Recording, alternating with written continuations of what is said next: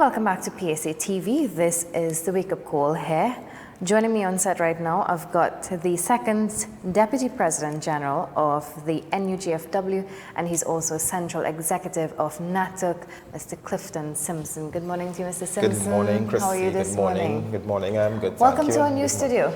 Well, yes, it's a little more intimate than the last studio, but yes, I feel welcomed.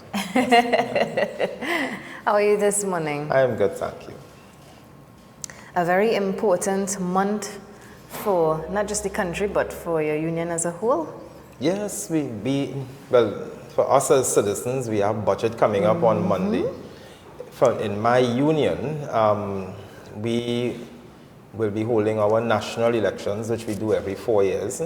And Monday is our nomination day. Yes. Where the candidates who are running, of course I am running with a particular team, and I expect that my team and the leader of my team and the rest of us who are on the team will be successful. We're looking forward to that. Does it have like campaigning and? Yeah. We have. Well, for us who are full-time officers, every day is a campaign, because we strive to do a good job every single day, and that ain't a campaign speech. That is a realistic thing. We strive to serve the members every single day. So you find that throughout the years, the 4-year period, that we will be in different places, in different meetings. Some places we have to give more priority to than others. And we will catch some of the localities because we have, in our bargaining, we have over 1,000 localities that we have to catch people. Wow. And then our workers are always, a lot of them are on the road, that is in the public sector alone. And then we have smaller companies because we represent over 50 companies in Trinidad and Tobago. 50 employers in all. Wow. Throughout Trinidad and Tobago. That's a lot. So it is a challenge for us.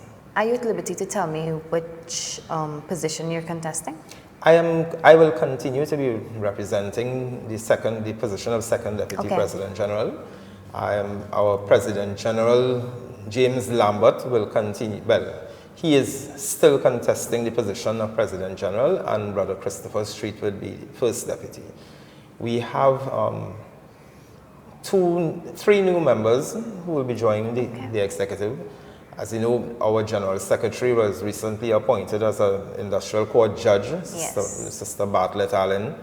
And so we have Cecilia London Chapman. She is the proposed new General Secretary. Okay. Brother Ramesh Sukhdev would continue to be the First Deputy, and Sister Lydia Peters in Tobago will continue to be the Second Deputy General Secretary. And of course, that is on the premise that we are re-elected, which we expect to be. Yeah. I can't see people not re-electing us given what we would have accomplished over the last 4 years. It may have been a trying time, but we were able to accomplish it. Yeah, you all have made it through some trying times, like you just said, a time where, you know, many people have probably the worst to say about trade unions. And you've been there, you've been through it with your team, and it's just to go forward from there. Yeah. Well, we have been able to highlight, hopefully, to the people of Trinidad and Tobago, including some of our own colleagues as trade union members, what the challenges are and how we intend to approach it. But you know, it's Trinidad and Tobago. Sometimes people forget that you would have made statements a year ago, one way or the other, and they come back and tell you, but the union is saying nothing and the union is doing nothing. Most of all. And you just have to remind them, and that is what the campaign really is for, to remind them, look, we did this, we did this, we did this. Because they may forget. And it is very easy for somebody who it is probably want to play devil's advocate or be mischievous to come and say, but they ain't do nothing for all you, and they will forget all that they get, including the fact that people still have jobs. Because the way how the government was going at it from the get-go, there was a strong concern that people might be out of a job. And still, we have concerns with the local government legislation that they're bringing now. Yes, I remember you all held a press conference about that recently. Where you're putting the power to hire and fire in the hands of a politician. Yeah. You working 20 years and somebody who gets elected for a 3 or 4 year term just could come and tell you, well, you ain't support me for the last election, so tomorrow you're going home. Those are the kinds of exposure that bill was leaving us. That is very unfortunate, and that is the sad reality of how things may be in the future if this bill is passed. Well, even if it wasn't the intention, the fact is that the bill is supposed to carry on beyond any political party in office, and it is supposed to carry on beyond any government that's in office. It is supposed to carry on beyond the people who are currently employed. And you don't want people coming just for the sake of wanting to prove some point or to try to test the bill, to try doing things that would put workers at a disadvantage. Yeah. And also to put even some of the burgesses that they profess to want to improve services for at a disadvantage. And we will maintain, if you do not fix the systems that are involved, then you will find yourself just passing a bill for passing a bill's sake. And the only benefit that would have come out of the bill would have been that you would have made the councillors on them full-time, and they would have gotten a nice hefty pay package to go along with it. Yeah. And the burgesses will continue to suffer, and the workers will continue to be blamed for non-performance, and nobody is realistically, including the minister, who would have come out of the system, would have advised the members of the public that the reason why some things are not done is because of how the system operates. And funny enough that you'd say that, because earlier on this week, during an interview, a former minister made it clear that, it's the systems that needs to be changed in the country and the way the system operates. Of course. And we're drawing examples there. Yeah. Our President General drew an reference state on the Joint Select Committee hearing. You send a gang to Abercrombie Street, and when the gang gets there, they're supposed to build a box drain or something. You send gravel, but you didn't send no cement. When they do get the cement, they have no water sending to them so they could mix it. And then you discover they have no tools to even mix the gravel. By the time all those things reach to the site, you send the gang on to our next street.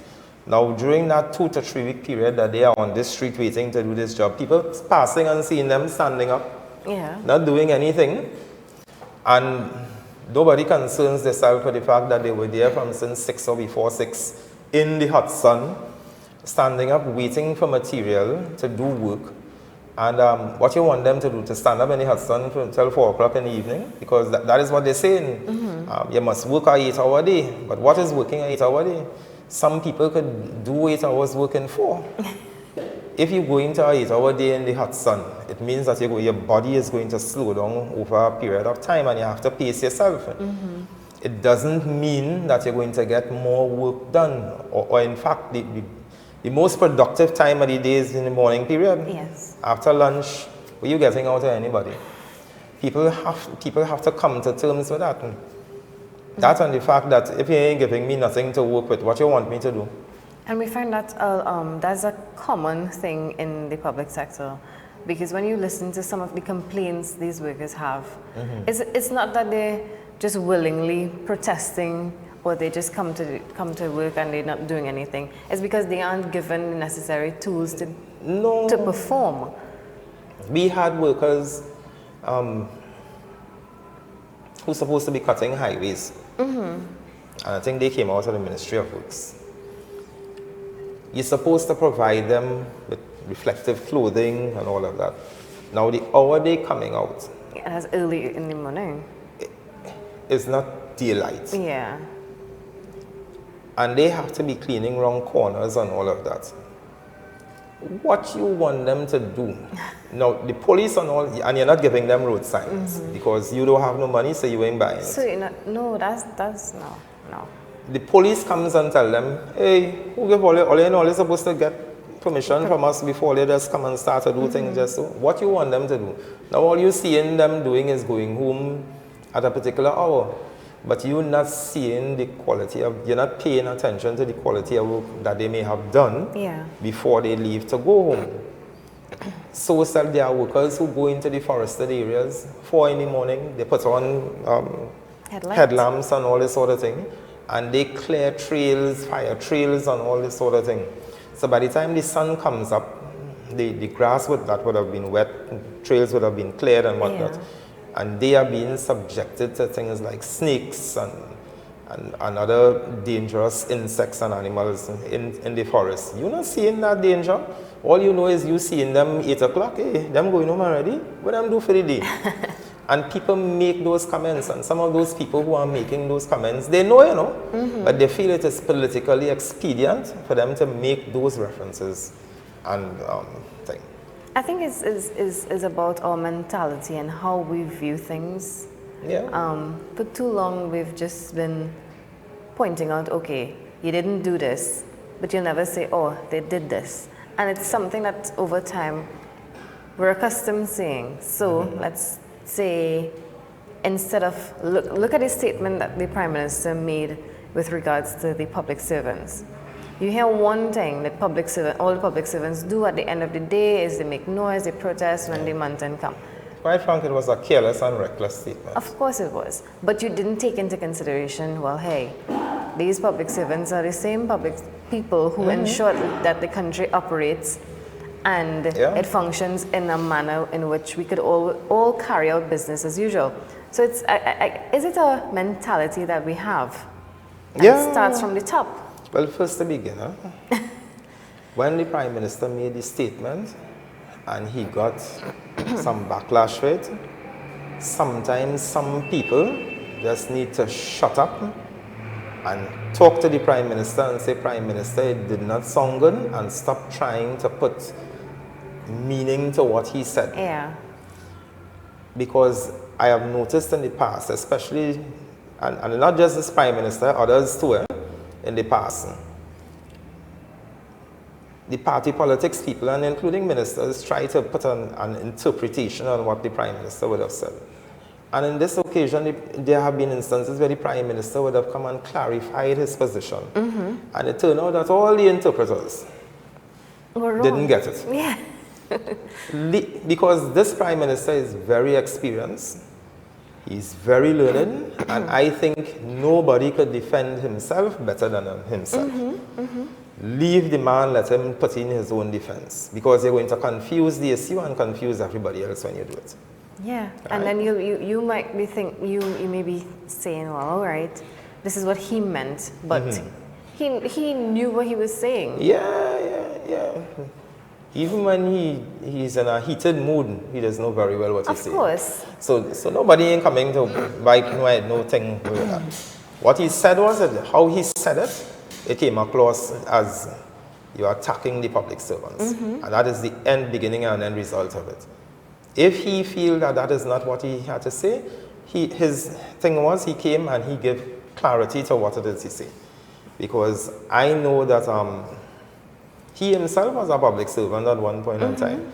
I mean, to his credit, I am aware of him going all on the North Coast and going in those rough waters in the Bocas there. Yeah, to do measuring with topography and whatnot in his earlier days. And I hear that from our daily rated workers, because they would have gone off on the boats with him. To measure, to do measuring and things with lands and survey. So it's not that he had no danger and work. But he's a politician now, and as politicians do, he may tend to be reckless with his sayings and the things that the people that he feel he must appease. Yeah. And all I am saying to him is, there is more of us than there are of them. Very true. And the most of us ain't totally accept your policies as yet. So you need to do a reevaluation of what you're doing. Is it? And speaking about politics, we will see the 2020 budget coming up later on, Monday, of course. What are some things you're looking forward to in this budget? If you're looking forward for anything. Yes. We're looking as public, as people who serve the public, who are employed by the state. We have gone too long without a pay increase. We, in our union, we have been lobbying for a pension plan for years. And let me just clarify for people who don't understand why we have been lobbying for it. Way back in the 90s, when during Patrick Manning's first term, they came to us and they said that they wanted to reduce the retirement age from age 65 to 60. And to that end, they promised us that we will be provided with a pension plan. During the time of the Basde Pandey administration, we firmed up that arrangement with a document in our collective agreement. And then came the PNM again under Patrick Manning, under Kenneth Valley, and we were just about to sign when the increase in the national insurance came. And we thought that for the contribution that the workers were putting, it would have put them at a disadvantage. And there we were from then to now. We are still waiting on our pension plan. Wow. And to be quite frank, in case people, members of the public, don't understand, it is cheaper on the public purse if daily rated workers are given a pension. In the long term I'm talking about, are given a pension plan that is sufficient for them to carry on after the days of retirement. Because they won't have to worry about old age pension again, because they would be making more, the same or more money from age 60, and their lives would be a little more comfortable, much cheaper. And they'll be able to maintain themselves health-wise and whatnot, so the burden that would have been placed on the state's pockets would have been removed because of a contributory pension plan that the workers would be involved in. It's a reality. So people feel we're just talking about we want money in pension plan. It's not just that. I think some people may not have understood exactly what was going on. No, they don't. Or probably didn't know and they just don't. Well, when your ears focus on the political rhetoric alone, sometimes you tend to lose flavor for the reality, you know? Right? But that is what we want. We also want an increase in our pay. We are being owed nearly 6 years now. So nearly everybody, public sector worker, is owed some sort of remuneration and back pay. True. And then you have the punishment that has been meted out to us in terms of the financial institutions. Your government is saying things hard. Government is in control of 2 banks. They're saying that they're keeping their hands off, but you're paying late. And workers who have loans and whatnot with these financial institutions have to take out of the little disposable income that they have now to pay late fees, because the banks that you own impose it. And it's not that they're paying, and it's not that the banks didn't know that they're getting money, their salary coming to the bank. It's the employer who do it. And from permanent minister to permanent secretary on down, don't even have the courtesy to write those banks or summon a meeting. And the Minister of Finance has the power to do it, as far as I'm concerned, to summon those banks in a meeting to discuss, look, listen, public servants, public sector workers, because of the economy, may be paid late. So it's not that they will not be paid. So the fees that you are imposing on them is a little draconian. People who work for small incomes like us, certain banks telling you if your balance is below this amount, they're imposing a fee on you. I never quite understood I don't understand that. I thought the fee would have been to be charged for people who making plenty money. Over a certain, yes. Right? You don't get no interest payments on your savings again in the bank. No bank pays interest anymore for people who less than probably $100,000. None. in a normal savings account. And that is what we are able to save. You're imposing all sorts of monthly charges and whatnot. When they gave us those little ATM cards, they told us that it was more cost efficient to have an ATM card. You wouldn't have to stand up in no line in the bank. Now the lines in the ATM machine longer than the line in the bank. They told us that it is more convenient for you and no fees will be charged because it is a cheaper service delivery that they're giving to you, the customer. Now they're imposing all sorts of charges to you and telling you. So it's best you carry me back to how it used to be. And then, you know, I know some banks, if you use their card in another machine, you have bank charges there. And let's not forget the growing issue of skimming. Yes. And in a lot of instances, people who have complaints about the skimming issue, the banks don't immediately take no responsibility for it, you know. Just now I see them putting out a disclaimer saying that they're not responsible for your money if it gets stolen. Because people go in to complain and they can't get a video footage, you're seeing it on social media. They have to go to police and to go to court to get these things and all of that. And it's normal working class people that being affected by these things.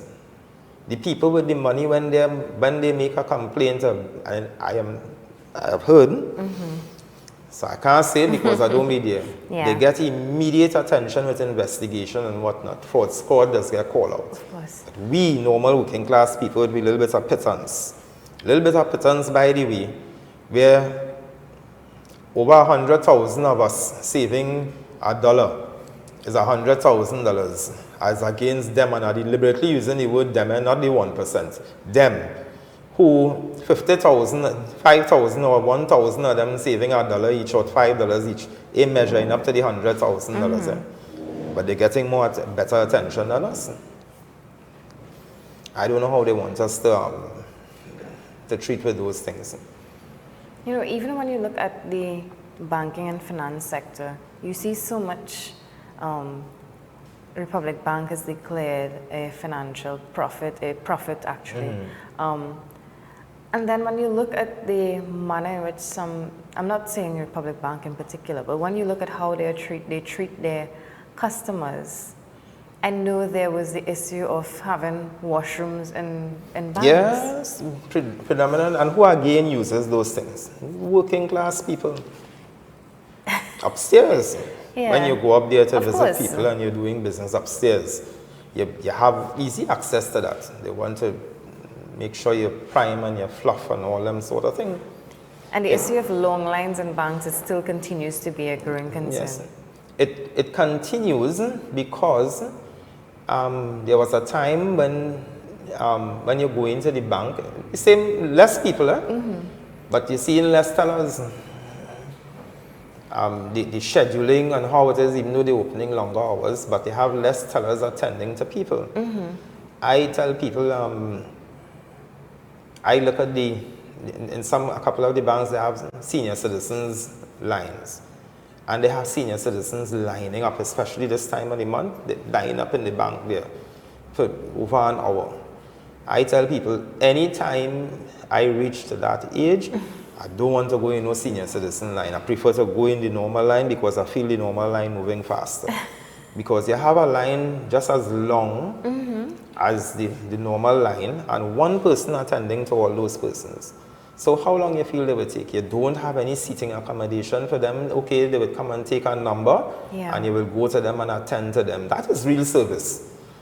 Not have them line up and one person attending to them and they could drop down in the line. And that's true because you have some of these people, they're like over 80 and they're still standing in line. Yeah, it's very rare you see, and it has been on the initiative of the bank attendant or the supervisor or something that would recognize something and will come and say, okay, come have a seat, we will attend to you or something.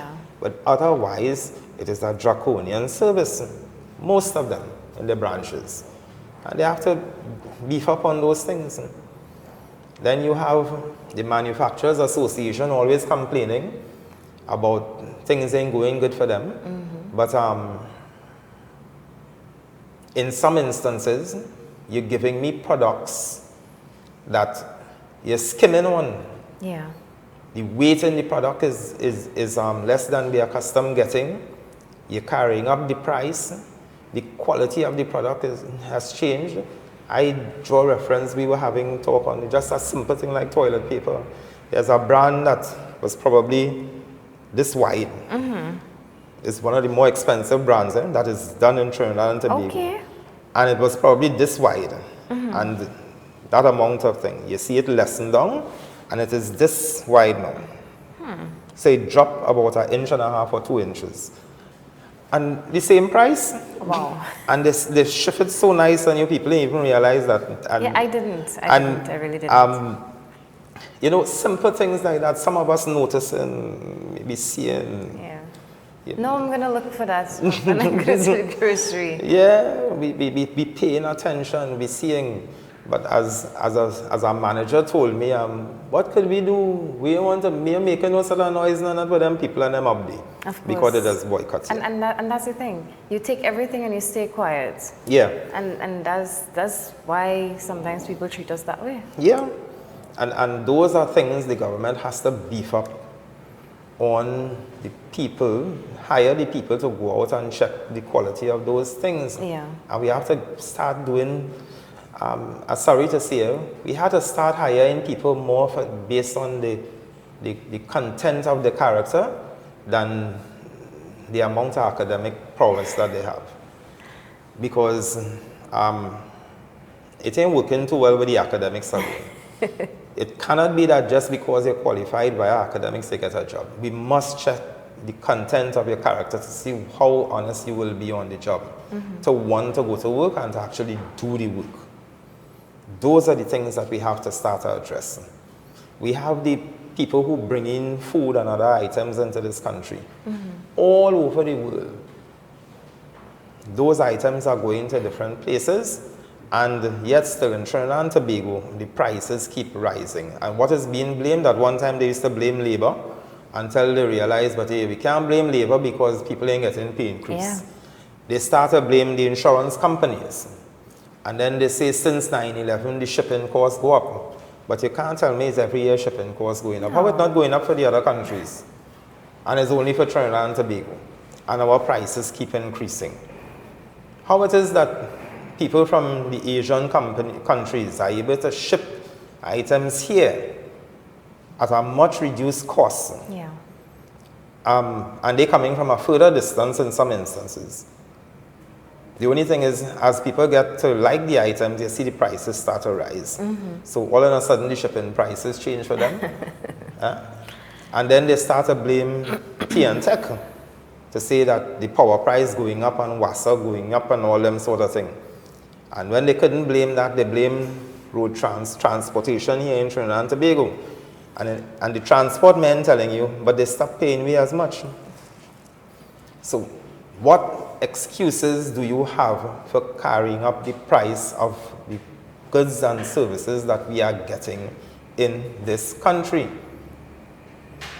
What is it? We as normal working class people feeling the pinch and we being robbed like highwaymen doing it. And those things the government must address. They must do it. You can't tell me that people in boardrooms, they pay increasing every single year, and then you're watching me and telling me, we ain't making enough money. Then stop paying directors and boardroom people any incentives and actually get money. And you know, that's actually how it goes. Because when I spoke to some of the workers from UTT, and they'll tell you that they have alternatives for retrenchment. But the quickest and easiest and the fastest way out of everything go to is retrenchment. When you have the company bringing in other people with ridiculous salaries. Yeah. You have spending on everything else but the workers themselves. And then they resort to, well, okay, the company isn't making money, so we have to send you home. Yeah. What are some other things you would like to see in this budget? I know you've mentioned about the pension plan, the increase in salaries for workers. When you look at workers on the whole in terms of job security? Well, job security, there must be some policy statement on the issue of job security. People need to feel that they have something to look forward to. I know that there is a saying that goes around, that started going around recently, but there could never be a guaranteed job. But this is Trinidad and Tobago. I don't know about the United States and the rest of them, how they do their thing. This is Trinidad and Tobago. Our nation grew in a particular way, and we have to continue to try and hold on to that. Yeah.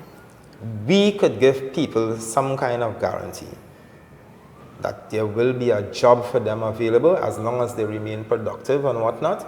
Your job will be there. You cannot be putting people on contract, and today or tomorrow when they fall out with somebody for giving them an instruction, an illegal or wrong instruction, and they don't get their way, they tell them, well, look, we are renewing your contract. Because that is part of the thing that's going on. Yeah. You know, so our laws need to be changed. We have to stop. There's a missing bunch of people out there who are not properly able to be represented by the trade union movement. Entertainers who perform at nightclubs at different levels. You know, people like that. They are missing out of the mix, and they are just a good example of it. Because they go from nightclub to nightclub, sometimes they are promised a certain fee, and then they don't get it. They have managers and things, but the thing is, if they have to get the money, they have to go in a high court and hire a lawyer, which is a lot of money. And there's more money. Yes, Yeah. when they could have been a part of a trade union, and we can negotiate on their behalf. We have to fix those policies. The ease in which our farmers and agriculture people can keep down the price of food. And I ain't putting no water in my mouth, some of them is scams. Because they use the same market, the same capitalist system to increase and reduce their prices. And when you see how the quality of the goods that you get in the market, sometimes you have to challenge them. All right? So it's not just about that. You have to be able to produce good things for people. And in terms of customer service as well, when we look at customer service on the citizens end, I think we need to do better when it comes down to that. Nearly all of us. Yeah. Putting myself and all in the mix. Yeah, because sometimes you're in a bad mood, you go into a food place, for instance, and you want your food right away, notwithstanding, well, hey, that person may be having a bad day. But the difference is that individual is trained in that particular job. Yeah. Maybe we need to introduce it at an early age in schools. You know, we started a tourism thing in this country years ago, and we stopped it. Well, probably the policy of the governments that came after changed. But if it is one thing that I would like to see some dedication to in this country, is the issue of service. And people feel that service is just handing you an item. It is about answering phones, the way we answer phones, entering a room and how we greet people when they come to us. The smile that we don't get when they greet us, the eye contact, the fact that you're taking the time to go and show me an item, and that is just in simple things. The fact that if I make a call and I have lodged a complaint that the cable is down or the internet is down, that I would have somebody who is patient and willing to walk me through the process and help me to get back my service that I am paying for. And even awareness of the organization that the individual is working for. The fact that if the service drops, I should be able to get a rebate. The fact that if we hire contractors to dig up the road to fix a pipe, that when they finish, they must know they have to cover back that hole and make it smooth because people, cars and things running on it. the signage that we have on the road to direct us in particular place, and how even members of the police service talk to the members of the public and treat with us. All of that is part of the service delivery that we have to work. I think abuse of power from the police end has always been something. Initiative from the police service. There are those who are scamps, and they cause, and I'm using the word scamps, and they cause a bad image for the rest of the police service. Yeah. It's just a few, it's just a few. Yeah, just the same way, the workers, some of the workers we represent, they're scamps. And we have to begin to, either we be able to motivate them to do better, or get them out of the way, so that the entire delivery of the system must be better. We can't get away from that. Unfortunately, the things we may have to do, people may have to bite their jaw for a little bit. But otherwise, just know it's for the well-being of the country as a whole. Yeah. But aside from that, we want the government to also treat with, not just that, I mean, the teachers had the issues yesterday. Yeah. We want to make sure that there are drugs, the appropriate drugs in our healthcare system. We have, I'm sorry to say, as trade unions, we are actively involved in the issue of HIV and AIDS for months in this country this year. People are complaining that when they go to different medical institutions, they can't get the retroviral drugs that they're supposed to get. Wow. And that is a reality. So they're going in private places and they have to pay exorbitant amount of money to infect. The minister came and he makes some nice hoo-ha speech and whatnot, and well, he's a politician. There are some drugs that on the CDAP, I think is, I forget, generic drugs that they call them. The reality is they're not working for some people. And you need to have a conversation with your medical people to see which are the drugs that really working for them, and assist the people who it is getting it. We can't just say, well, we provide drugs and we provide free medication and service. No. That's a reality that we have to be confronted with. We are still having people working in the medical system who are leaving this country, very well qualified and capable, and leaving this country and going still. And why is that happening? Because of the treatment and the way that they're seeing it, and there are people who committed to their profession. And so when they see things going a certain way and nobody, the people who are causing it, not taking responsibility for it, they rather to go and protect their professional integrity. It's happening. Right? They don't talk about it, but it happens. So in terms of the Retrenchment and Severance Act, do you think that this could be something we will see being implemented anytime soon, to give workers that sense of security, and something which is very much needed? Even if you go to the banks, you'd see now that, you know, you need to always have some proof of security if even you want a loan. And as young people, you want to buy things, you want to do things, but that sense of security isn't there. When I listen to the politicians talk, I just want to laugh out loud. It could be that they have a genuine intention of looking to bring new legislation, but you don't see that rush to come forward and put it on the table in the parliament. And my problem is that we have seen legislation come to the parliament in the space of a week, draft up and come into the parliament, even if it had to go back for discussions and then come back, but draft up and come to the parliament without consultation with anybody to show that there is an intent for something. And we didn't see it as no urgent thing. The financial intelligence bill, I think they call it, that come to the parliament in no time at all. in order to meet some international standards. Yeah. And so it's not like if it can't happen. But when we going, as trade unionists, we going to consultations every Monday morning on different issues and new legislation and whatnot, and nothing is happening. What do you want us to think? The ILO just passed a convention this year. I think it's Convention 190, that treats with sexual harassment and workplace violence and whatnot. Since last year, since last year, we dealing with sexual harassment legislation and policy with the Ministry of Labor. Yeah. I would have think that after the ILO passed it, that we would have been well prepared to present the legislation to the Parliament to see if the bill, to see if it would pass or not.